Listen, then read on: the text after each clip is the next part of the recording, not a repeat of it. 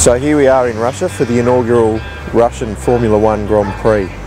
CAMS have played an integral role in this event, having started working with the Russian ASN RAF 2 years ago, training their officials, but also working on the event planning of the event. Our job is to make sure that the event looks very smooth and of course, most importantly, runs very safely. And there's a lot of work that goes on behind the scenes to make sure that that happens. Running an event of this scale for the first time is a massive undertaking, and there's a lot of things that go unseen and a lot of work that goes on behind the scenes to ensure that an event like this firstly looks good on television. I mean, this is an event that the eyes of the world are on, and we have to play a very important role to make sure that the event runs seamlessly and most importantly makes the Russian people and indeed CAMS proud. Every startup event presents new challenges, and you know, it's hard to say what the toughest thing is. At the end of the day, you know, an event, there's new equipment, there's new officials at a new circuit, and that brings a unique set of challenges. I think we should still oversee that and just make sure that the movement of people is working as it should. That was to indicate It's a roll call.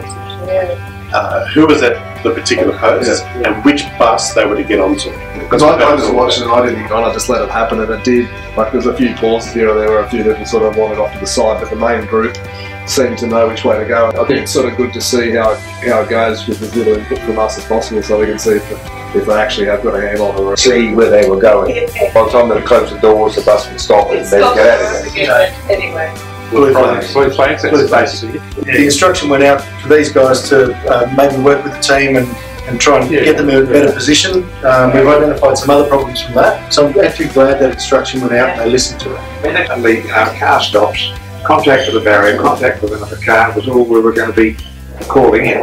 That was perfect, because until then we didn't know it was there. And we weren't aware. So it was perfect. And that's what we want to hear. I think somebody called me at one stage and I said, oh yeah, I'll go down there, I'm just doing a hand signal practice. That pit entry road where you turn into the pit lane, and would prefer to have all of those barriers on the right removed. Whether that's going to happen. There's an opening just virtually on that corner. That's not bad. So just be, well, only use a yellow flag where it's absolutely necessary. So just make sure that your senior officials in your particular area. So we're applying the same principle in all categories as well. Like, if it's clear that a car's running wide and is going to rejoin, don't use the yellow flag. But otherwise, it was a good day. They had a couple of recoveries which I think they handled pretty well. Yeah, we've got a smaller team than we've taken perhaps to other events, but we've got specialists in their respective areas. We've got some trackside marshals, but also people that will be working with the critical people in race control. Our Chief Medical Officer, Dr. Rick Hagan's here as part of the team, and we've also had an operations manager here on the ground for 2 months, working with the organisers to make sure that all of the logistical requirements are in place for the event. I mean, the CAMS Marshals team is a big family, and we've got a small portion of that family over here, but we all work very closely and we work for each other and we work for CAMS.